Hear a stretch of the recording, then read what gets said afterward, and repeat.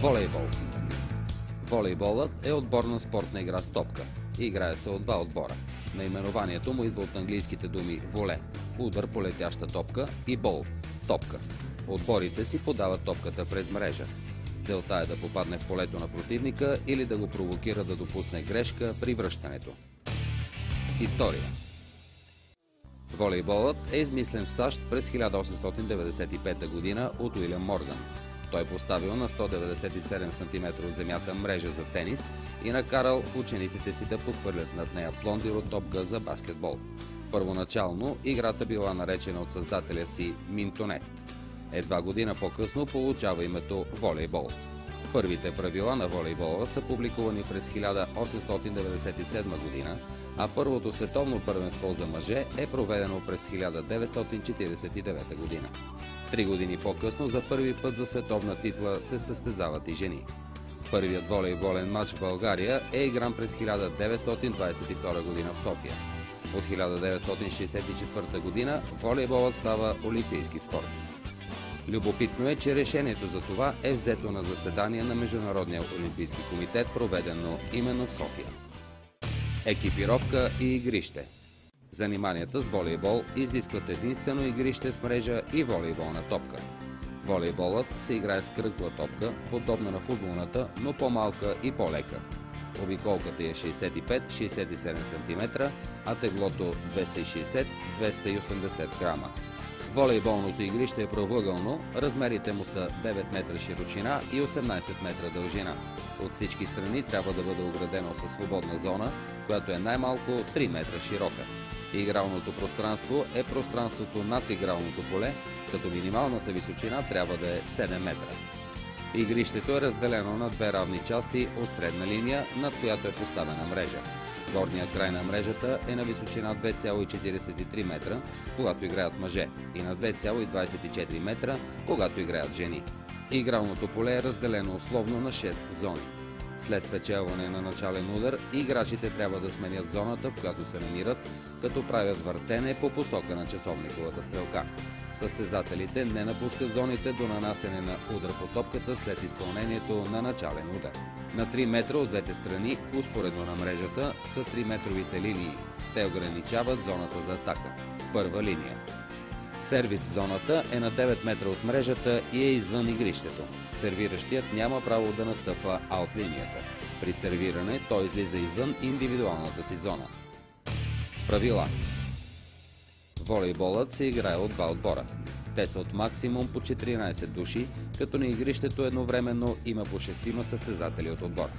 Целта на всеки отбор е така да насочи топката, че тя да падне в полето на противника или да го провокира да допусне грешка и същевременно да опази собственото си игрално поле.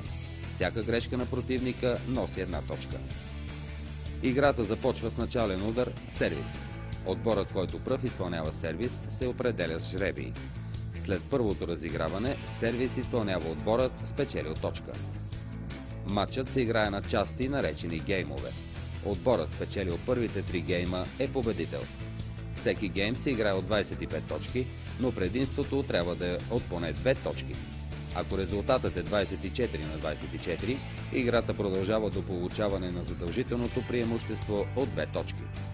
Петият гейм, ако има такъв, се играе до 15 точки и отново се търси победа с 2 точки. Техники и удари. Начален удар – сервис. Началният удар е първата атака на отбора и от правилното му изпълнение зависи до голяма степен развитието на разиграването. Има няколко варианта за изпълнение на сервис. Начален удар отдолу. Изпълнява се, като се подхвърли топката на 50-60 см с едната ръка, а с другата се замахва отдолу. Ударът е в долната част на топката. Позволено е да се нанесе и със свита в юмрук ръка.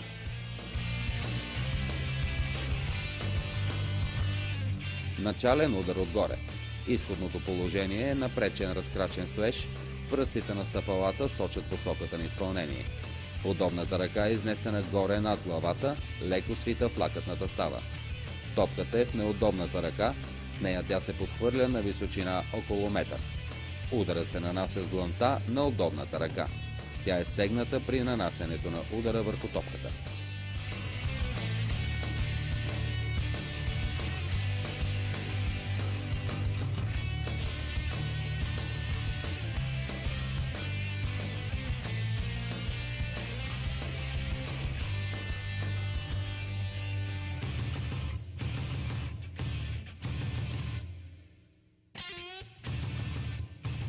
Начален удар с отскок. Топката се подхвърля високо на около метър-два напред, прави се отскок и нападение, както при атака, забиване. Този начален удар е най-често използван в съвременния волейбол, т.е. с най-голяма ефективност и максимално затруднява противника.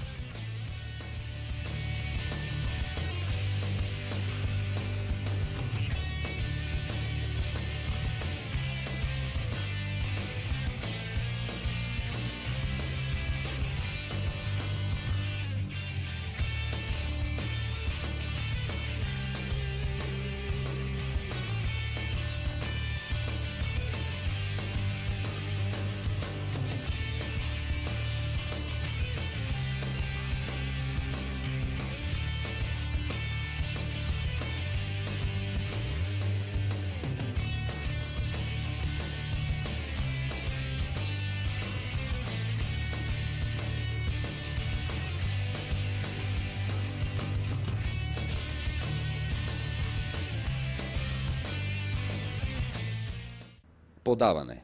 Пас. Подаванията служат за предаване на топката между играчите. Различават се следните видове подавания. Подаване с две ръце отдолу. Изходно положение при изпълнението му е разкрачен стоеж, стъпалата са успоредни и са поставени малко страни от широчината на раменете. Единият крак е изнесен с половин стъпало напред. Краката са сгънати в коленните и тазобедрените стави. Ръцете са изпънати в лакътните стави, едната длан държи другата. Палците на ръцете са събрани. Погледът е насочен напред. Играчът подава с долната част на ръката, ударът се нанася по ъгъл 45 градуса спрямо пода. Този похват се използва предимно при посрещане на начални удари, както и при посрещане на забиване. Подаване с две ръце отгоре. Изходното положение при изпълнението му е разкрачен стоеж, стъпалата са успоредни и са поставени на широчината на раменете. Ръцете са изнесени над главата, свити в раменните, лакътните и ставите на китките.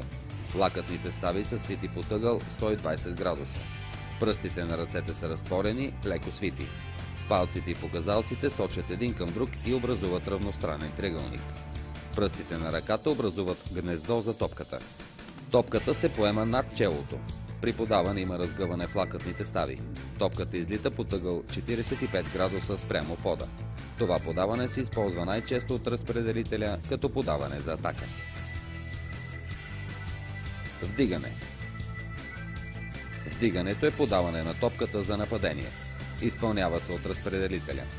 За да се постигне максимална прецизност при подаването на топката, вдигането се осъществява главно с подаване отгоре. Атака. Всички действия, прехвърлящи топката в противниковото поле, с изключение на начален удар и блокада, се приемат за атака.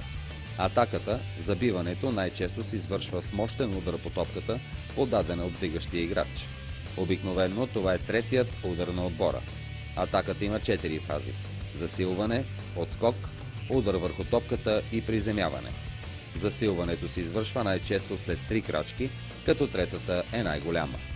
След третата крачка краката се събират, прави се мощно сгъване и разгъване в глезените, коленете и тазобедрените стави. Това е отскок. Отскокът се изпълнява с помощта на енергичен мах с ръцете. Засилването става в подходящия момент. За начинаещи този момент е след като топката напусне ръцете на разпределителя. Преди да бъде нанесен удара върху топката, ръката се изнася назад, като има сгъване в трите стави. Китката е почти зад главата. След което ръката се разгъва и с нанасянето на удара похлупва топката. Приземяването е на 2 крака. Блокада. Блокада се нарича действията на играчите по прихващане на полета на топката над мрежата. Изходното положение за блокада е разкрачен стоеж близо до мрежата, стъпалата са разтворени на широчината на раменете. Краката са свити в глезените, коленете и тазобедрените стави. Ръцете са свити, поставени на широчината на раменете с длани, обърнати към мрежата. Прави се вертикален отскок, след което ръцете се изнасят нагоре и спънати в лакътните стави. Блокадата е умение, с което се прегражда пътя на топката при забиване от противника. Тя е ефективно противодействие на противниковото нападение. Блокадата може да бъде единична, изпълнена от един играч, и групова, изпълнена от 2 или 3 играчи. Блокада могат да извършват само играчите от първа линия. Зони 2, 3 и 4. Докосването на топката до ръцете на блокиращите не се брои за удар и с нея е позволено да играят и състезателите, участвали в блокадата. Посрещане и защита. Възможните отигравания на състезателите след начален удар или нападение на противника са посрещане и защита. Посрещането обикновено се изпълнява с две сключени ръце отдолу. По този начин е по-малка вероятността от неправилния удар носене на топката, за разлика от посрещането отгоре. При защита често се налага да се поема топката с една ръка при падане, играчът лонжира. Най-важно за добрата защита е правилното насочване на топката към другите играчи. Защитникът трябва да е взел позиция така, че да бъде на мястото на най-вероятното направление на топката. Той трябва да е приклекнал ниско, но така, че да може да направи крачка във всяка посока. Затова тежестта на тялото се разпределя върху пръстите на краката. Волейболът се играе с ръце, но са възможни отигравания с глава и крак. Удар с глава. Един отбор може да завърши комбинацията, като и тримата състезатели отиграят топката с глава. Не се препоръчва посрещането на силен сервис или забивка с глава. Удар с глава може да донесе точка. Удар с крак. С крак обикновено се отиграват силни и трудни топки, изстреляни от противника. В комбинацията само един играч от отбора може да играе с крак, при удар на друг играч отново с крак, това е грешка. С крак може да се отбележи точка. Една от основните грешки е носената топка. Когато топката се задържи повече от един удар, по-дълго или когато се удари два пъти последователно от един играч. Изключение е блокадата, която не се брои за пипане. Специализация на играчите. За да постигнат добри резултати, играчите се профилират. Различават се разпределител, насочва топката към най-удачното място за атака. Той не посреща началните удари, но всяко второ докосване на отбора е негово. Център – главен блокировач. Негово задължение е да напада от къса или ускорена топка в непосредствена близост до разпределителя. Той участва и във всички блокади. Посрещач – краен нападател. Завършва комбинациите. Играе близо до края на мрежата. Напада и при топки, при които не може да се осъществи комбинация. Участва в посрещането на топката при начален удар. Диагонал. Играе в диагоналната зона на разпределителя. Обикновено не участва в посрещането на топката. На този пост играят състезатели с висок ръст и много мощен удар. Либеро. Това е играч, изпълняващ строго защитни функции. Може да замени всеки един от отбора на втора линия, като това не се брои за смяна. Не може да напада или отиграва топки по-високи от височината на мрежата. Не може да вдига топката с две ръце от първа линия, не може да изпълнява начален удар. Волейболът е една от игрите, в които България е постигнала най-големи успехи. Мъжкият и женският отбор на страната по волейбол имат общо един сребърен и един бронзов медал от Олимпийски игри, един сребърен и 4 бронзови медала от световни първенства, един златен, един сребърен и 5 бронзови медала от европейски първенства.